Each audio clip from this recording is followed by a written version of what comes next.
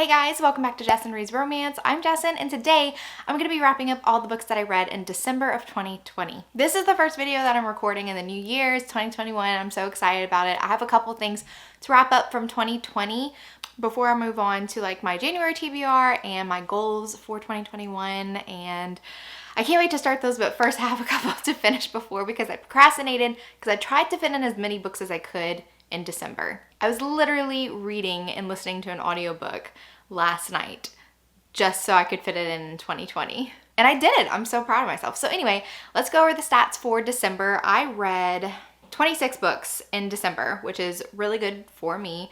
I am on break, so I had a lot more time to read. I had no DNFs, no 1 or 2 stars at all, which is great, fantabulous. We love to see it. 5 3 stars, 4 3.5 stars, 10 4 stars, 2 4.5 stars, and 5 5-star reads. So it's a really good month. I did pretty good. I'm really proud and I'm really happy with everything that I read, even the 3 stars from the month of December. There weren't that many, and I by far had more 4 to 5-star reads, which is great. Okay, let's start from the 3 stars. I'm gonna work my way up to my favorite reads of December. The first 3-star read that I have is Beautiful Bastard by Christina Lauren. We did it for the podcast. This was one of the first books that I put on the podcast and did not read it before I announced the episodes because we only do positive reviews on the podcast. So I was like, oh no, what are we gonna do? Because I really didn't enjoy Beautiful Bastard. A lot of people said that the second and third one are better. I just did not mesh with the couple at all. The beginning of their relationship just kind of came out of nowhere. It just was not my favorite. But I'm like, how the hell did Christina Lauren go from writing a book with like, that was majority sex scenes, to what they write now, which is all closed door and stuff that I'm just not vibing with at all either. So I'm just like, where's the middle ground with all of this? Because I would have loved Unhoneymooners with some really hot sex scenes. That's one of my favorites that they've written. I really love that one. Then we have The Christmas Pact by Vi Keelan and Penelope Ward. I read this for a like Christmas reading vlog, and I'm glad that I did fit in some Christmas themed reads for December. I wasn't originally planning on doing it. I just kind of happened because I saw the naughty list and it inspired me to do it. So that was a fun time. I enjoyed The Christmas Pact for the most part, but it just wasn't my favorite read. There was like some conflicts toward the end that I was just kind of like, I really didn't need it. So it was an okay read. Then we have Wrapped by Rebecca Weatherspoon, another Christmas novella that I read for that vlog, and I liked it. It was like hot. I always expect Rebecca Weatherspoon's novels to be really steamy. I like the way that she writes her sex scenes, and it definitely was steamy. I just wanted a little bit more from the characters, and I felt like it was wrapped up a little bit too quickly in the end. I like wanted to spend a little bit more time with them after like the conflict was resolved. So then The Winter King by C.L. Wilson. This was the December pick for our Patreon live review, and I read it like the week before our Patreon live review, and Juliet read it a couple days after me, and she was like, oh, I'm loving it so far. I'm about almost halfway through, and like, what did you think? And I literally just did not say anything to her. I ignored her and I changed the subject because I didn't want to influence what she thought about the novel. I didn't want to influence her feelings toward it. If she was going to love it, I'm going to let her love it. You know, I didn't want to change her mind, and I didn't want her to start looking for things she didn't like just because I didn't mesh well with it. So the beginning started off really interestingly. I liked how the characters were introduced. The Winter Kingdom and the Summer Kingdom have been at war for about 3 years because of something that the Summer Prince did. And the Winter King is kind of on a rampage, and he's conquering everything. So to appease him, the Summer King is like, okay, you can marry one of my daughters to like stop this conflict. And he has one daughter in particular that he does not love because this daughter accidentally killed her mother. The heroine was very strong, and I like that, but I feel like she was underdeveloped and underexplored. Like all of her powers were very underexplored. And funnily enough, I don't think that the fantasy elements or the romantic elements were developed enough either. Like the world started off really cool, but then I felt like there was a time, a huge chunk in the middle where we really didn't get any more like world building, and it felt almost like a medieval historical for a while, and it was just kind of like the love interest conflict. They had a lot of back and forth, like, oh, I'm into you now, and like, oh, well, I can't trust him because he's, you know, the Winter King, and I'm loyal to my brother and to my sisters. She doesn't really like her father. So anyway, there was a big chunk in the middle that I felt like it was like medieval historical. Nothing was really happening. This book was long and it did not need to be. Then at the very end, all of a sudden, it was like, oh, here's some prophecies and here's some new developments in the world that I never told you about, how powers can be suppressed in this world. There was a way in this world for powers, for weather mages, powers to be suppressed, and that wasn't brought into the lore until we were in the middle of a fight scene. It just felt like kind of like a MacGuffin. Like, haha, you can't use your powers now because I have this. And I'm like, when was that a thing? It just started to be a thing right now. Okay. So anyway, I was skimming a lot of the fight scenes and we had a conflict with the two leads. They weren't trusting each other all the way up into 97% of the book. So it just was not my favorite. And lastly, I had Coming Home by Sam Mariano. I started to read the Morelli series in December. I binged it within a couple days. And this is the 6th book in the series, so I'm going to be kind of vague, but the series started off one way, and once I get to the first book, I'll talk more about how it started. It focused on different couples for the first few books, and then we revisited this couple in the 5th and 6th book, and it was kind of like a plot twist thing that it just didn't work for me. And so the 6th one was my least favorite. I felt kind of cheated in a way. I didn't love it because I didn't feel like the groundwork was laid to be able to have this plot twist at the end. It felt like the author deliberately was like, look this way, and then it was like, haha, I tricked you. I'm like, no, but you told me to look this way. You can't tell me you tricked me whenever you knowingly led me there in this direction. It doesn't work like that. So anyway, I wasn't happy with the way that that series ended. Now for my 3.5 stars, I have Family Ties. Which one's that one? This book was the 4th book in the series. It's one of the sisters. These are all mafia romances, and this is the sister, Francesca.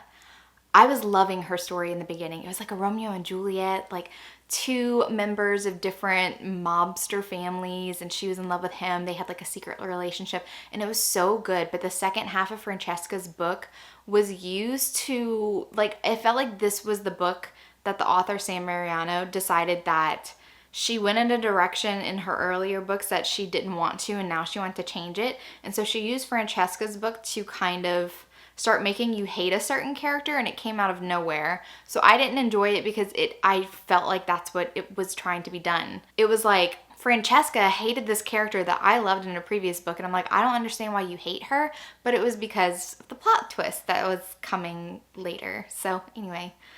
And then Resisting Mateo, which is book 5. This is like all over the place. This is where the plot twist started to happen.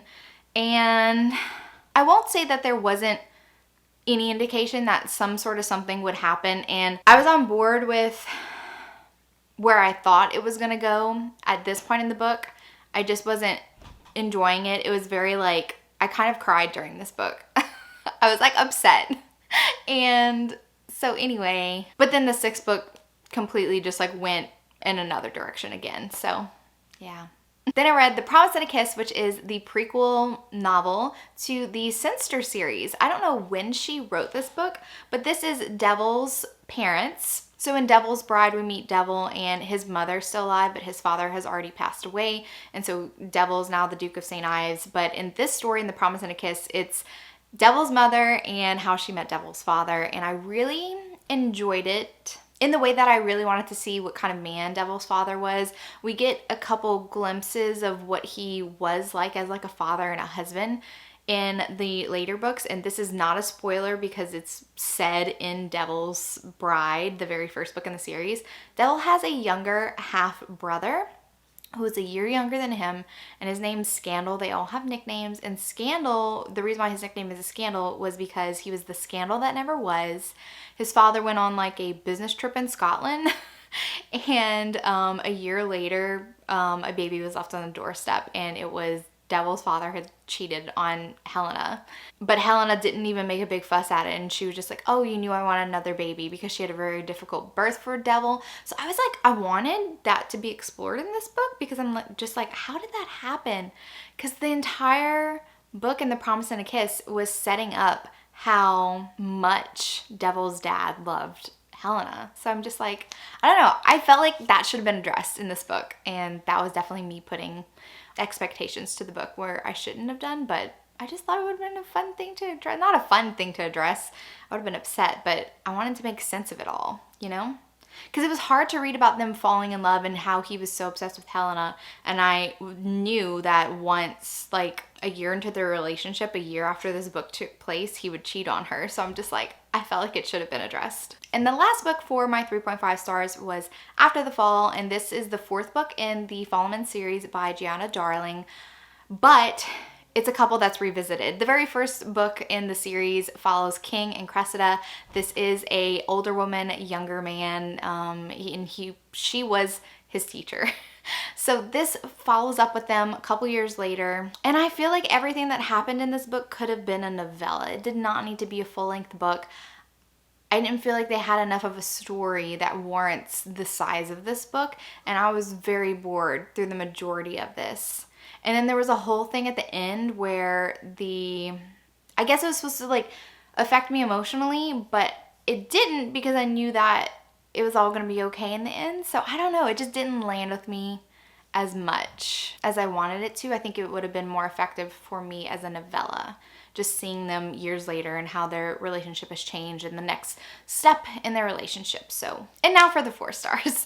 I have Best Friends Don't Kiss by Max Monroe. This was a part of the Christmas vlog that I did. I did enjoy this book a lot more than the Christmas Pact, and they kind of had similar tropes. The Christmas Pact was kind of enemies to lovers, fake relationship going home for the holidays, and Best Friends Don't Kiss, they were friends, best friends, and they went home for the holidays in a fake relationship. And I felt like it did it more effectively. Best Friends Don't Kiss did it more effectively than the other one. The only thing that I really disliked about the book was the conflict toward the end. I felt like it wasn't even necessary. They shouldn't have had it. It was understandable. A conversation could have been fine. And I don't need every conflict to result in like a breakup.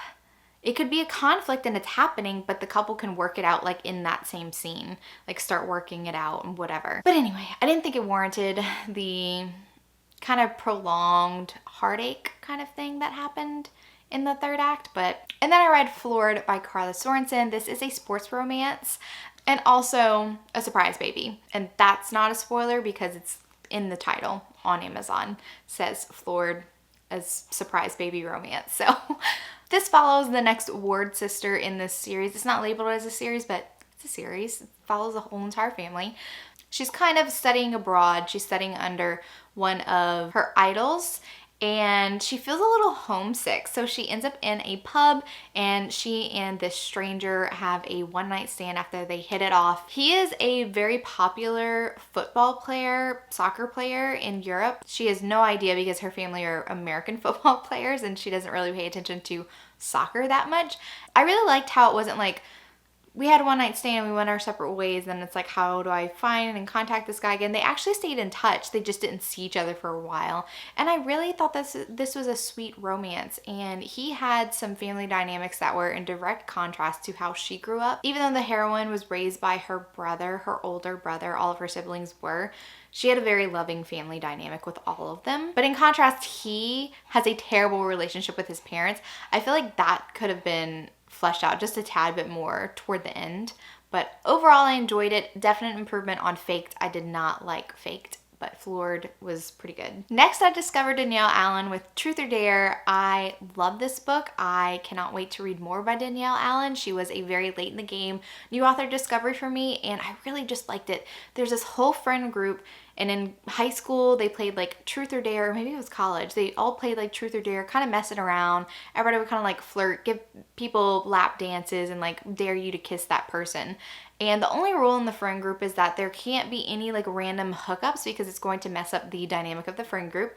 But 2 of the friends are actually dating, and present day storyline is their wedding. They have a destination wedding, so all the friends are back together again. They kind of live all over the country, so they don't often see each other.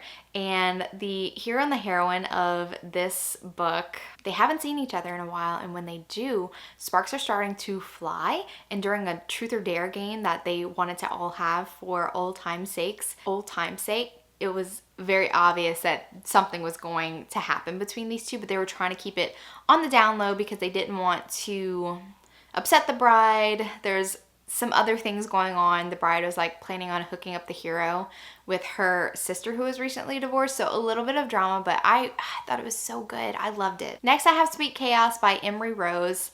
This was an interesting concept. Not like I've never read this before, but I don't often read these. So the heroine is the little sister of the hero's ex-girlfriend. So it's my sister's ex-boyfriend romance, and I loved it. It was just so good. I think you definitely have to read Wilder Love to get the full impact of Sweet Chaos. There was a lot of things that went on between the hero and his ex-girlfriend that you kind of get in the background of Wilder Love. It's not a ton. You could figure it out, but I think seeing where the hero Dylan started out, he and his sister took care of themselves, and now they're a lot more successful in their mid-20s. So I just really enjoyed it. It was a sweet romance. And of course the conflict revolved around hiding their relationship from her sister. So next, I read an arc of Her Wicked Marquess by Stacey Reed. This is the second book in her Sinful Wallflower series, and I really liked it. I didn't like it as much as My Darling Duke. The concept of this series is that this friend group, they're wallflowers, but they want to kind of forge their own path. They all want to get married, and they're like, you know what? In order to get where we want to get in life, like, I'm not going to wait for a man to approach me. Like, I'm going to make stuff happen, and maybe I have to do stuff that is not acceptable to society to be able to achieve those things. So we're going to be a little bit wicked. The heroine decides she's going to take advantage of this kind of gossip column that talks about how the hero was seen exiting out of a bedroom window during a house party. And so she says, oh, that was mine, because she wants to throw out her parents' plans to marry her off to a very old and lecherous man, and they're not listening to her. She's like, I don't want to marry him. And they're like, no, you have to. She's like, no, I don't. So she ruins herself in order to save herself from this marriage. I also really love this thing that Stacey Reed does. When the hero realizes that the heroine's kind of using them in a way to achieve what they need to achieve, they don't fly off the handle and be like, you're a terrible human being and I'm going to destroy you. They're very fascinated. The hero discovers in the very first chapter what the heroine's plans are, and he's just like, interesting. Let's see how this plays out. And I really love that. He starts sneaking into her room, and they really bond every single night, just like hanging out. He is on this quest for revenge on behalf of somebody that he knew in his childhood. There's some trauma that happened to this person, and he wants to mete out vengeance on their behalf. It did feel a little bit darker than My Darling Duke, but I did like that aspect of it. At the very end, I thought that the conflict was a little bit over the top, overdone, but I'm glad that the hero and the heroine ended up happy and in love together, so it was good. All right, now we're at Accidental Witness, which is the first book in the Morelli family saga by Sam Mariano. This is the first book in that mafia romance series. We're introduced to the heroine Mia, and she is a teenager, 17, in high school. She's trying to sneak out to meet this cute guy, and she ends up by seeing this boy who goes to her high school that she knows is in the Morelli mafia mobster clan or whatever, exiting her neighbor's house, and there was a fire set inside. And so she kind of videos it, but then she gets caught and she runs back in her house. She leaves her phone. Vincent definitely is intimidating her in school, saying like, oh, you better not talk or else, you know, you wouldn't want to mess with our family.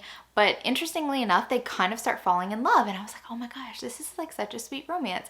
But then the head of the family, Mateo, is very sinister, and he finds out about their relationship, finds out how they started the relationship because she witnessed something that definitely puts their family in danger, and he doesn't want to have loose ends. And so he is a puppet master, and he controls everything, Mateo, the head of family, and he is a big part of this series. He's looming over every single book, and he gets quite multiple books to tell his love story. Trigger warnings for rape, lots of consent issues. This is a dark romance. I wouldn't say this whole series, because I feel like book 2, 3, and 4 are like, oh, these are great.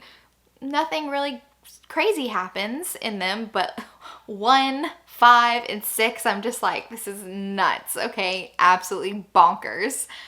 And I really liked this book when I first read it. I'm like, this is a good book.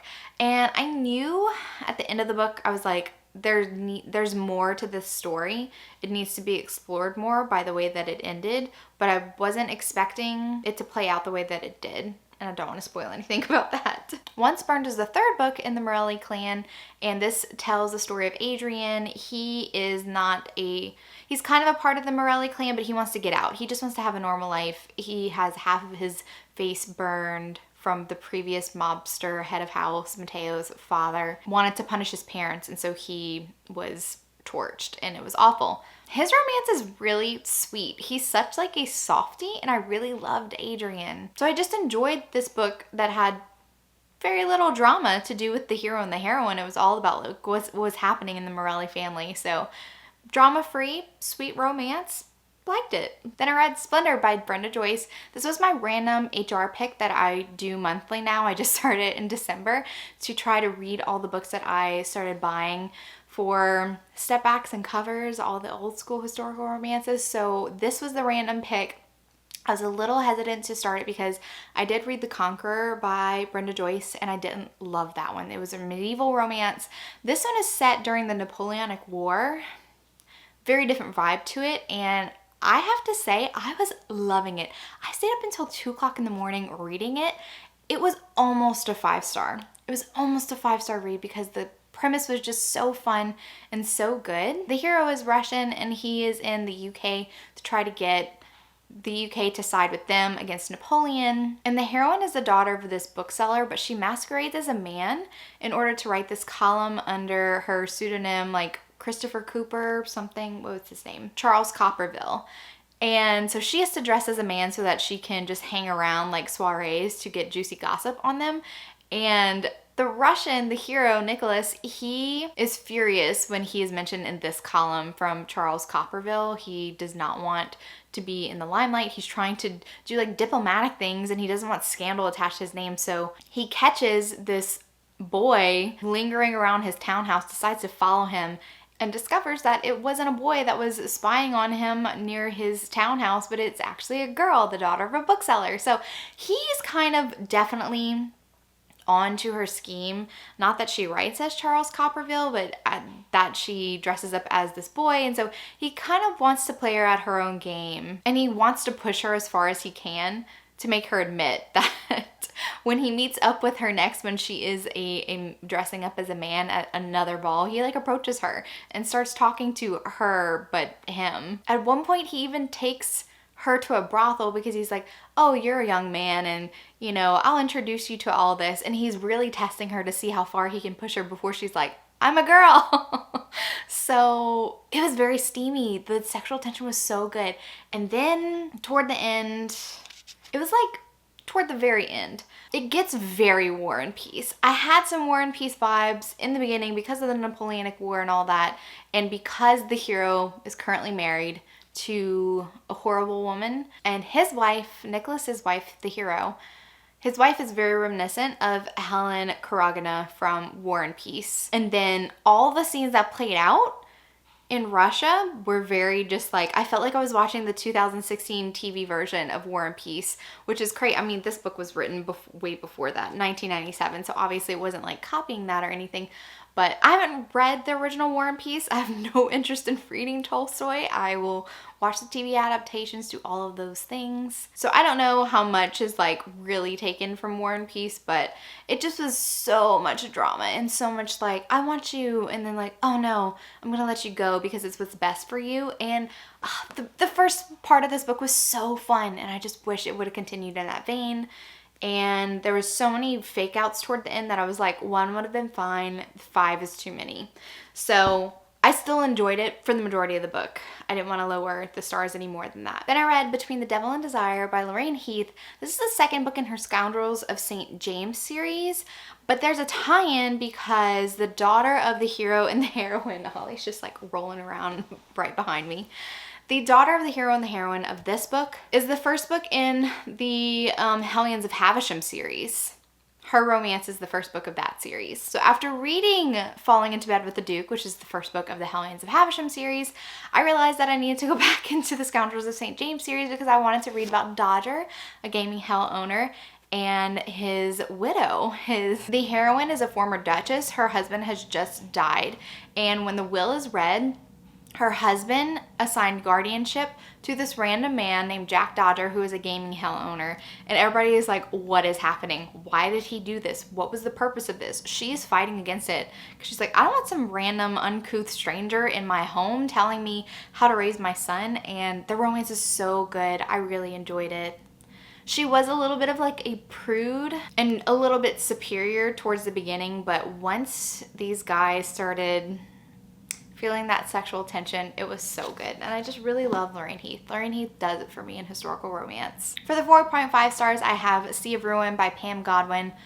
I love this dark romance, this dark pirate romance. It was so beautiful. It goes in a direction that I wasn't expecting when I first started it. And I can't really say in this, without spoiling things, why I didn't give it a full 5 stars, but it's just, I wanted a little bit more in the end. I felt like there was an imbalance of sorts, and I can't say what kind, being so vague, but I felt like it needed a little bit more. Very long book, but I was like, needs more toward the end. But yeah, Sea of Ruin, so good. I will link my vlog down below for this one if you want more information on this book. And now for the last book in the Morelli saga. Surviving Mateo was the second book in the series. This is my favorite of the series, and I originally rated it 5 stars. I'm probably gonna just drop it down to 4 on Goodreads because hindsight is ruining this book for me. But in the moment, as I was reading this story, I loved the character of Meg. She was a recent widow. Her husband had a gambling problem, but she was feeling relief. She wasn't in love with her husband. They dated for like a month or 2 and she got pregnant, and so they ended up by just marrying because she was like, well, my daughter needs a father. I'd rather be in a relationship and have her have a stable family, whatever. And he ends up by dying. She's now a single mom to a 4-year-old little girl, 3 or 4. She's young. And she just feels a sense of relief, and she's like, okay, now I can begin to start paying back the debts that he owed, and maybe we can start like actually living a life, me and my daughter. Unfortunately, he owes money to the mobs, and the Morelli family rivals, the Castellanos, I can never remember their last name, he owes them a lot of money, and so they kind of blackmail Meg into trying to kill Mateo, who's the head of the Morelli clan. So she's just kind of dragged into this world because she originally wasn't part of it. She's only becomes part of it. And I really like her attitude because she was just like, okay, this is a bad situation. Let's make the best of a bad situation. I'm gonna try to do everything I can because they threatened her daughter, so she was very much forced into this situation. Her daughter gets threatened a lot, and it definitely dictates her actions. In hindsight, there's some information about Meg that was not revealed, but done with her character later on in the series that makes me not enjoy this book as much, just because I feel like a lot of this book is a lie now. So that's all I'm gonna say.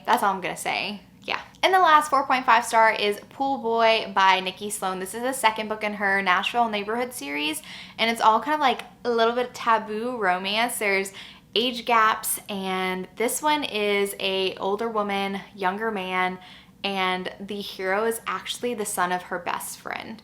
And it just is so good. It's so hot, so steamy. I wasn't expecting the sexual relationship to start off so soon, but it was just so good and so sweet. Oh my goodness, I love it. The heroine works in the music business, and she sees the hero singing one night, and she's like, I believe in you. And the hero's conflict is that his mom wants to kind of force him into his stepdad's business, taking over it, but his heart's not in it. So the heroine is like, I believe in you, and I think you can make it big. And this was after their encounter because he is her pool boy. And the funny thing is, he's only her pool boy because he's always had a thing for her. So it was just really such a sweet romance, and I can't wait for the next one, The Architect. And now for my 5-star reads of December. The Revenge Pact by Isla Madden Mills. I've talked about this book in a couple videos now, but I loved it. It was just everything I wanted in a college new adult romance. I think that the conflict was done super well for the hero and the heroine. An unusual situation because the hero is pining after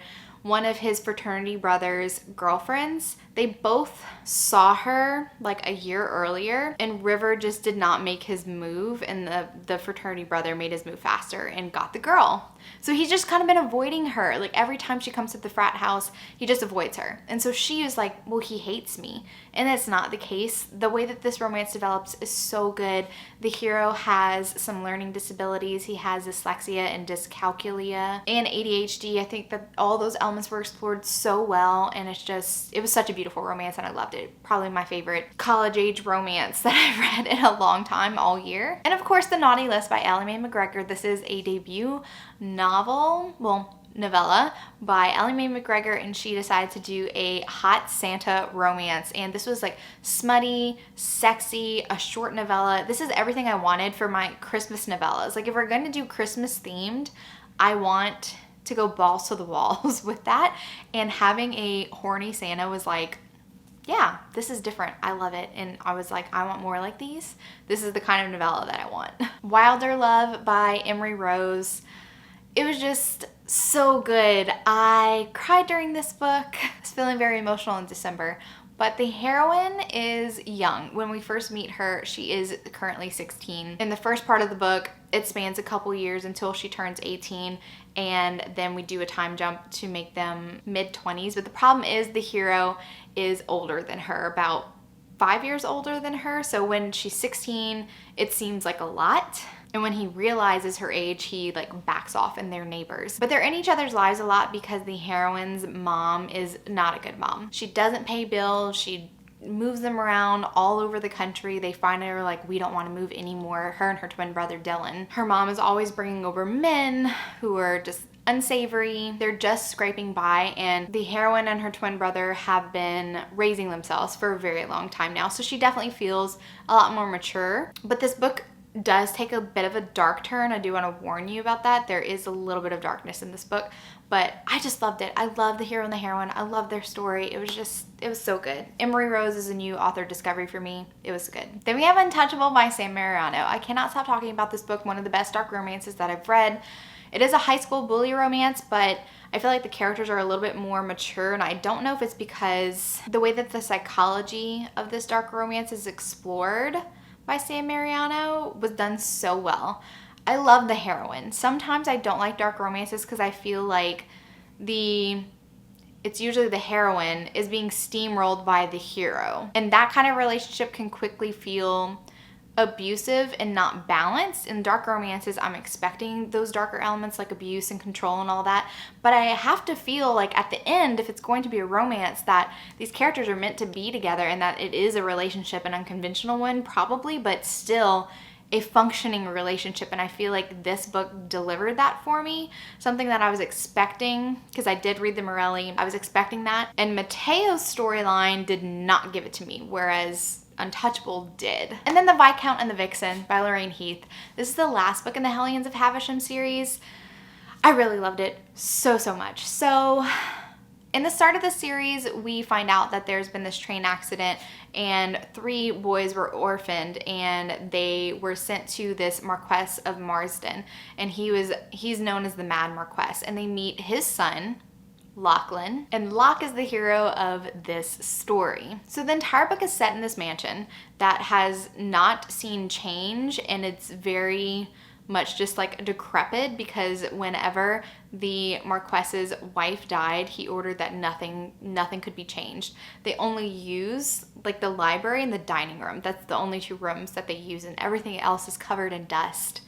And he thinks that he sees his wife on the moors, he sees her ghost, and he like wants to go join her. And so Locke has pretty much been handling the whole estate.